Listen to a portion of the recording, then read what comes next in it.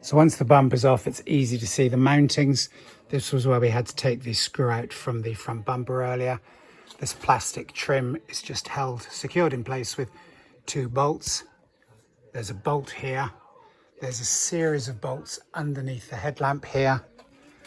There's a couple of bolts down at the bottom of the inner wing here, but this is worth noting. These inner wings always fill up with muck, so it's often worth just freeing off the wheel arch liner the other side and just removing the muck. This rubber bung will pull out and we'll undo the indicator repeater connector, and then we'll go up to the top and we'll move on from there. So this is easier to show you on the loose wing that I've got to replace with. Those 2 bottom bolts we've looked at previously. There's 2 bolts here that are hidden by the front door, and there's a 3rd one there. This tab slides in behind the front window in the A-pillar, and then there's various bolts. You can see the holes for them along the top here, which means taking the headlight out first. So the indicator repeater, it's a bit difficult to see up here, but it just twists to come out. You can see here in the back of the lamp there's a bayonet fitting, and again this is easier to show you off the car. It basically clips in like this and then clips up, so when you're wanting to release it, if you push it towards this pin, so usually forwards in the car, and then hold this clip in as well, then it will release and just pop out of the wing. So it's just possible to see and to get to the bolts that are hidden by the front door. There's one here. The door doesn't open particularly far because the car's on the ramp, but it's just far enough. And then the other one that's hidden in, you can see the bracket down here, just here it is. There's just enough room inside the door with it open to get to that bolt and whip that one out too. So this top bolt, it's only on a sliding fitting, so you can actually leave the bolt there and just slide the wing out from underneath it. The bolt that's lower down, can't really see it from up this high. I'll re-look at it again from inside the door aperture. That one does need to come out. So I'm going to go in towards this bolt because it's really not easy to find or to see. But with the camera you can see I can poke it in there. So that one needs to come out too. I'm actually going to have a look at this from underneath with the door open because I think there's going to be better access. Just need to whip that one out and then I can go to the headlight. So a little bit easier to see and to get to this bottom bolt from underneath with a flexible drive on the end of the ratchet. That should be no problem. And there we go, with a flexible head on the end of the extension arm on the ratchet. That was very straightforward. So that's out. I'm going to move up towards the headlight now. So the trim that covers the top of the wing by the windscreen has to slide upwards slightly to release this little pin at the bottom, and then afterwards when you pull the bottom out it needs to slide downwards slightly so this spike comes out of the square hole in the back of the trim, and then it just pulls away. There are 2 bolts that hold this triangular kind of dummy lamp thing on the top. This back bolt also holds on the bracket for this aftermarket gas strut conversion kit that I have, that I use. It saves having to use the bonnet stay all the time. So I'm going to take these 2 out, and then this unit just clips into place, so it will clip out for me to get to the rest of the headlight mountings. You can see on the back of this unit there's this little spike and socket in the top of the lamp that it attaches onto. Literally just pulls out, and then we've got more access to the retaining bolts, but more importantly right now access to the rear headlamp retaining bolt.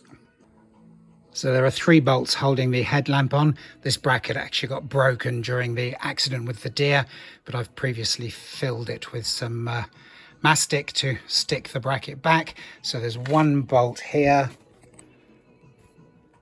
there's 1 bolt here, and then there's the one that we've just exposed with the trim off there. And then we're going to need to undo the multi-plug on the wiring, and we're away. You can see on the bottom of the headlamp here there's a retaining clip that helps to hold the top of the bumper on, which obviously we've pulled the bumper away previously, and when we refit it, it all just pushes back into here and then clips onto the bracket that I've removed from here, and then bolts with the bolt right down at the bottom, also with the plastic bung that I've removed so the bolt has got somewhere to go on the new wing. Because this is a top spec Leaf, there's actually 2 multi-plugs on the back of the headlamp. This top one does the self-leveling motor, which is compulsory with the LED headlights, and the lower multi-plug down here. Bit difficult to see in this darkness, but trust me, there's a multi-plug in there.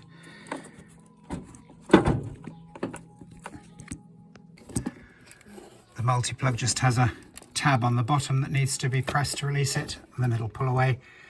Then the headlamp's clear to come off the car. Now the headlight's out of the way, we can quite clearly see what should be the last 2 bolts. Nope, there's a third one up there.